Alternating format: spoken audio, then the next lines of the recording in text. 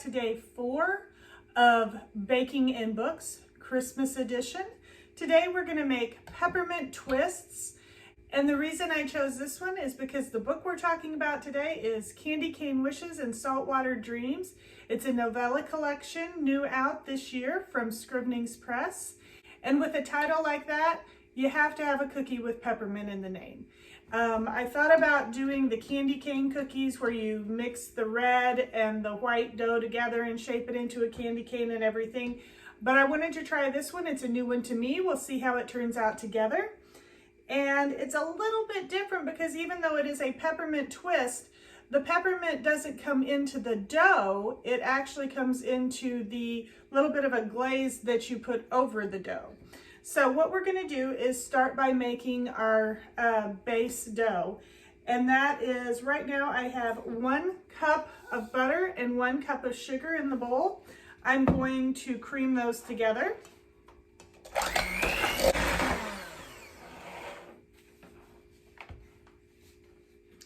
Once I have my butter and sugar light and fluffy, I'm going to add the wet ingredients. In this case, 1 egg, 1 egg yolk, and 1 teaspoon of vanilla extract. And then I'm going to go ahead and mix those together.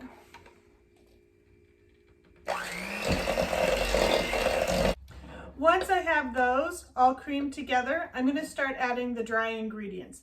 Now, the dry ingredients, it's very simple. It's flour and salt. It is 2½ cups of flour and 1/2 teaspoon of salt, and we're supposed to add it gradually. So I'm just gonna sprinkle a little in, and then I'll mix, and then I'll sprinkle some more in.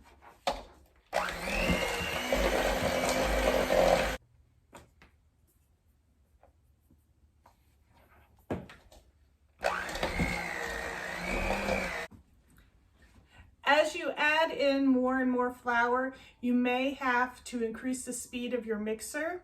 As the dough gets thicker, it gets harder for the mixer to do its job. I'm probably going to make a note on this recipe to go ahead and use my big stand mixer whenever I make this one, because it does get really thick and my little cheap mixer does not want to get everything fully mixed. I went ahead and mixed the last bit, put on a glove, and mixed the last little bit with my hand just to make sure that it got good and mixed up. So what I'm going to do is, this one is really stiff and I could go ahead and use it, but because I'm shaping the cookies, I'm going to go ahead and let it rest in the fridge for a little bit. Now it does say, since this is a cookie base, that you can cover it in an airtight container in the refrigerator for up to 1 week. We're not going to wait that long, but I am going to give it about an hour in the refrigerator before I shape and bake my cookies. Okay, so what we're going to do now is shape our peppermint twists. And the way you do that, it says to make 3/4 inch balls. The dough you're working with may be a little stiff since it just came out of the refrigerator. But once you start working with it, it will get pliable again and you'll be able to shape your twists without any problems. So you have your 3/4 inch dough and you're going to roll it into a 6-inch roll. Now remember, I've never made these either, so this is a first for me as well. I have a piece of waxed paper taped down to my counter that I'm rolling this out on. You want to be careful to keep all the parts about the same size. You could also use a pastry mat to do the rolling. It's completely up to you. I just had the wax paper handy. And I did go ahead and grab my ruler just so I can check and see about 6 inches. Okay, so I got the first one rolled out into a 6-inch log. And instead of going ahead and twisting it right now, I'm going to go ahead and roll out several more. That way I have something to judge by without having to grab my ruler every time.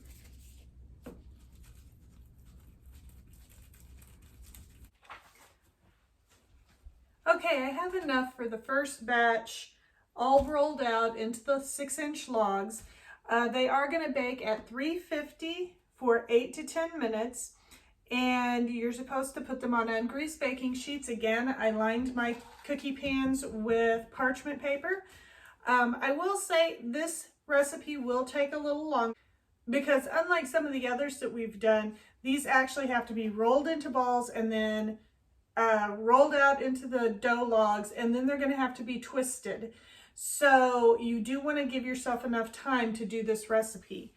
And the other thing that I was remembering as I was doing this was that it's not unlike playing with Play-Doh.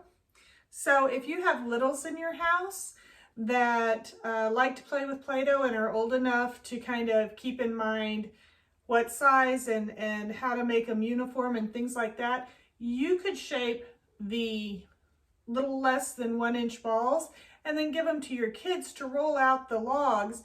And then you're going to take the log and you're going to twist it twice.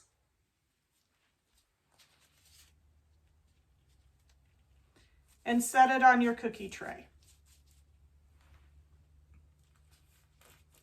And you're going to set them 2 inches apart.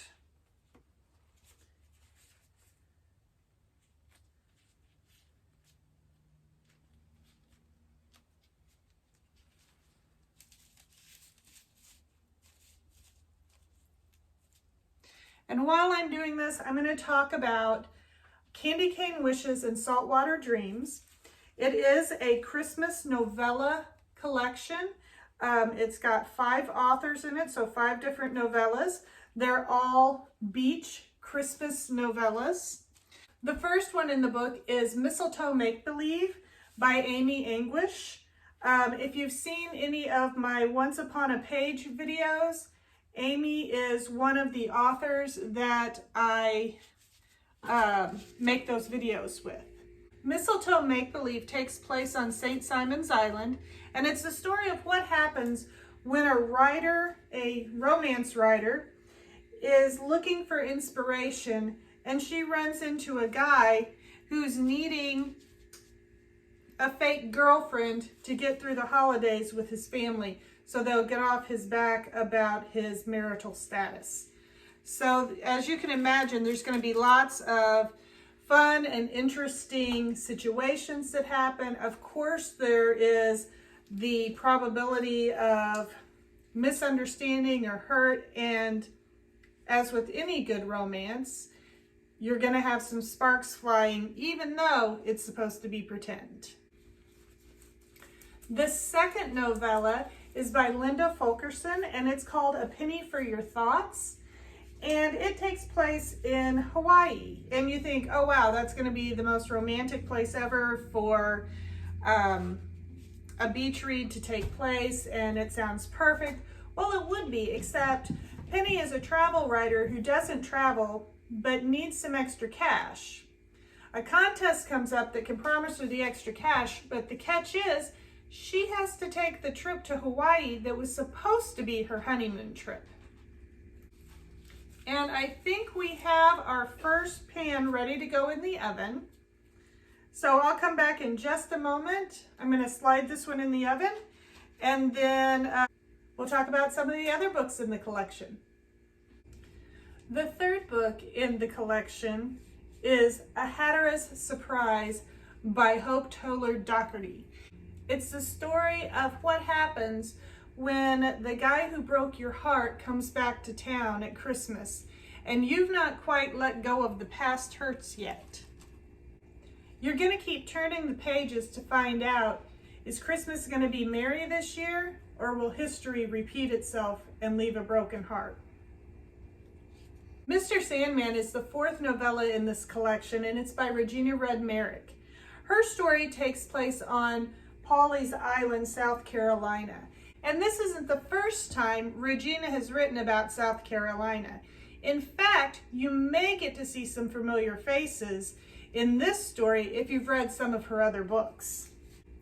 In Mr. Sandman, we're introduced to Taylor. Taylor has loved and lost, and she knows that she doesn't want to face that again. So she promises herself she's not going to be in for heartbreak anymore. But this Christmas, there are two men who enter her life that are going to challenge that decision. The last novella in this collection is Coastal Christmas Charade by Shannon Taylor Van Atter. And it takes place in Surfside Beach, Texas. Lark owns an inn, and she's counting on a high society wedding to revitalize it. In order to get this wedding, she has to get some repairs done. The handyman that she ends up hiring happens to be a guy from her past whose heart she broke.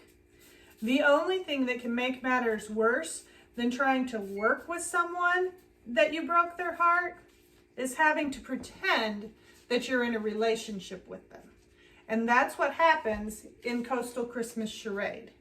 Now that we have the first few batches of our Peppermint Twist out of the oven and ready to glaze and decorate, I'm going to show you guys the really cool cover for Candy Cane Wishes and Saltwater Dreams.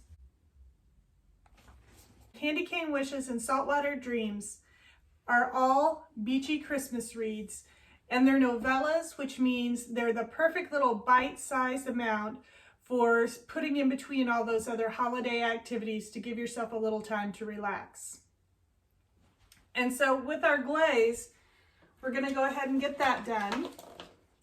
Now with our glaze, we need 1 cup of powdered sugar, 2 tablespoons of milk,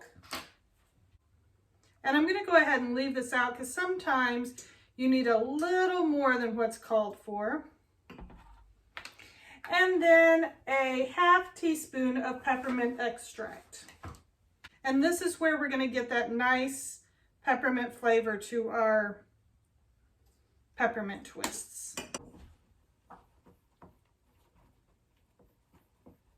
Okay, and once you have it all mixed, what I'm going to do, it says to just drizzle it over the cookies. I have never been a big drizzling kind of person. I always feel like it's too sloppy. So what I'm going to do is pour my glaze into a Ziploc baggie. And once I have it in the bag, I'm going to kind of press out the air a bit and seal it up. Once you have your glaze in the bag, and like I said, you don't have to use a bag. You can just use a spoon and drizzle it over it.